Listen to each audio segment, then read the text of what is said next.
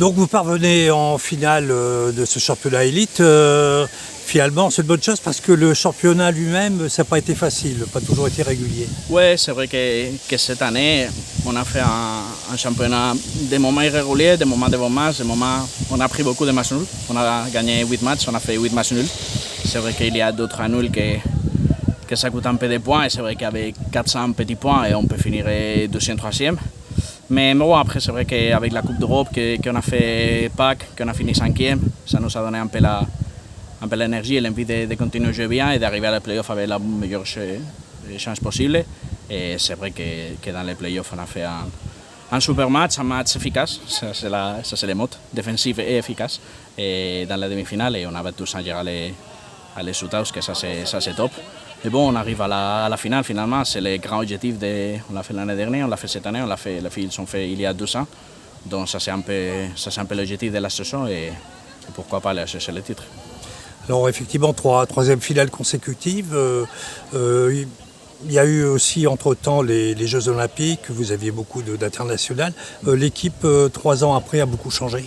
Oui, elle a changé beaucoup. Je pense que des filles qui ont fait la finale 2024, et je pense qu'il y a 100 filles de la même équipe. On a une nouvelle gardienne, un autre 2 Argentins, 100 filles de l'école des jeunes qui sont intégrées les groupes avec 15, 16, 17 ans. Et donc ça a changé beaucoup. Je pense que, comme j'ai dit, les 60% de l'équipe, ça a changé. Donc ça c'est bien, mais aussi dans l'autre pan, c'est vrai qu'il y a un peu plus d'expérience au niveau des filles qui fait beaucoup de finales. Mais bon, c'est pour ça qu'on a la capitaine Juliette avec 27 saisons à élite. Donc Minou aussi, capitaine de l'équipe de France pendant 6 ans, Sun aussi avec caps de l'équipe de France. Donc ça c'est un peu notre petit côté d'expérience. Alors qu'est-ce qui vous a décidé, vous personnellement, à venir entraîner l'équipe de Lille ?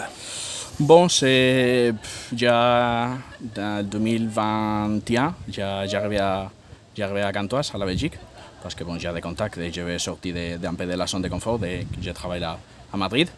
Et après de 3 ans à Gantoise, j'ai trouvé que si je vais continuer ma progression comme entraîneur, et je dois trouver un autre objectif. Et l'ancien directeur sportif de Lilloc m'a contacté. Et bon, je pense qu'on a trouvé facile un accord. Et je suis très content de venir. C'est vrai que c'est une expérience différente, c'est un hockey un peu différent de ce qu'il y a les derniers 3 ans à Gantoise et à la Belgique. Mais le niveau a monté beaucoup. Après les Jeux Olympiques, je pense que le niveau côté masculin, côté féminin a monté beaucoup. Il y a beaucoup de filles qui sont revenues après les Jeux Olympiques. Donc ça, je pense que ça c'est top pour la Ligue et pour l'équipe de France aussi qui va chercher la qualif pour les prochains Jeux Olympiques, les prochaines Coupes du Monde, etc. Alors avec Lille, vous avez disputé notamment une Coupe d'Europe. Alors est-ce que vous sentez un grand écart entre les meilleurs clubs européens et les clubs français ? Oui et non. On a trouvé un écart au niveau des rythmes, parce que c'est vrai que les filles, spécialement l'Irlande et les filles de l'Angleterre, c'est vrai que sa ligue régulière, le niveau moyen de la ligue c'est un peu plus haut, mais c'est vrai que les premiers matchs on a commencé contre Sanger, mais après le deuxième match c'est vrai que c'est contre les Italiens, que c'est un peu niveau pareil comme nous, à lire pas trop fort avec une équipe forte, donc et après 3e, 4e match contre les Ukrainiens, on a fait 2-1 un match super. Les Ukrainiens, c'est une équipe qui s'est montée de la sélection nationale, filles qui ont fait je ne sais pas combien de fois des tournois de salle d'indoor et des championnats d'Europe et tout, échelle, donc ça c'est top. Et après les derniers matchs aussi contre Loreto 2-1, défensif, c'est top. Donc à le moment qu'on a rentré un peu dans la dynamique des Coupes d'Europe, des rythmes et tout, et je pense qu'on peut jouer contre tout le monde, et ça c'est bien pour nous, et ça c'est bien pour les filles qui sont la première fois qu'elles regardent un peu les vrais hockey européens, que c'est pas tout défense.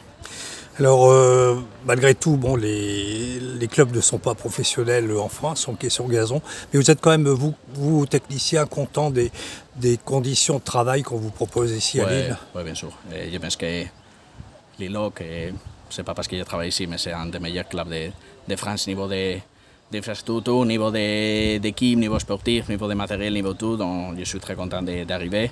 Il y a aussi, bien sûr, il y a des autres clubs qui font un super travail. Mais je pense que nous, au club, on a toutes les facilités pour faire un bon travail.